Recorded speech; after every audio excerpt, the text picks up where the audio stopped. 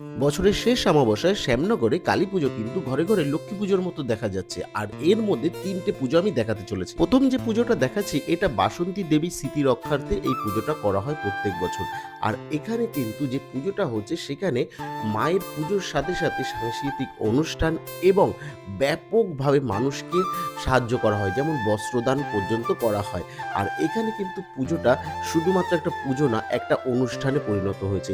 হাজারো হাজারো মানুষ এখানে প্রসাদ খেতে আসে। তার দেখতে পাচ্ছ কর্মকাণ্ড চলছে। কিছুক্ষণের মধ্যেই একটা ব্যাপক আকার জনজোয়ার প্রসাদের লাইনে পরিণত হবে। তো এইরকম ভাবে পুজোটা করা হয় এখানে প্রত্যেক বছর।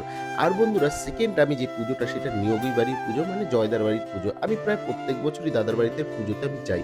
ভীষণ ভাল লাগে মায়ের পুজোটা, একদম ঘরোয়া সাবেকিয়ানায় যেভাবে মায়ের পুজো হয় সেই রকম ভাবেই কিন্তু চলে। মায়ের এই অপরূপ রূপ প্রত্যেক বছর কিন্তু মায়ের কাছে আমাকে টেনে নিয়ে যায়। এবার আমরা যে বাড়িতে এসেছি সেটা কিন্তু শ্যামনগরের ফ্যান্সি বাড়ি বলেই সবাই জানে। দাদা আমাকে প্রত্যেক বছর বলে, এবার কিন্তু আমি টাইম করে মায়ের দর্শন করতে চলে গেলাম। আর আমার খুব ভাল লাগে দাদাদের এই মন্দিরটা। মায়ের এই যে অপরূপ দৃশ্য দেখতে পাচ্ছ, সাথে সাথে মন্দিরের সাজসজ্জা বিশেষভাবে কিন্তু সবার মন কেড়ে নেয়। একদিকে যেমন জগন্নাথ বলরাম সুভদ্রা রথে চড়ে শ্রীগুরুর এক অপরূপ ছবি, যা কিন্তু বিশেষভাবে মন কেড়ে নেয়। সবশেষে মাকে প্রণাম করে প্রসাদ নিয়ে কিন্তু বাড়ি এলাম।